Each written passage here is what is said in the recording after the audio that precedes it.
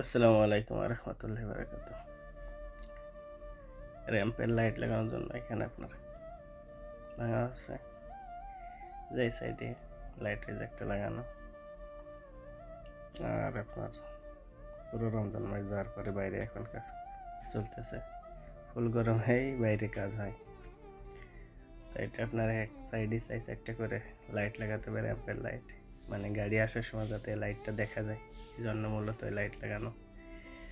তো আগে পাইপ দিয়ে আসলে ওই যে এটা আবার ওই আগে মেন কেবেলের জন্য ভাঙছে, সেটা এই জন্য আসফল্ট কাটে আবার ওইটা উপরে আসফল্ট দেবে, আবার পিচ ঢালাই আর কি যাকে বলে। তো এই যে ওইটা মাসরি বাসনি আর ইকবাল বাংলাদেশি দুজন ভাঙতেছে। এই যে লাইট একটা স্যাম্পল আর কি, এটা লাগাই রাখছি, এটা পরে রঙের পরে লাগাতে পারে। যেগুলো এখানে আপনার আগে পাইপ লাগানো, তার ভিতরে ওই ফ্লেক্সিবল পাইপ দিয়ে আর কি ওইটা লাগানো, কেননা পাইপ অনেক তো এটা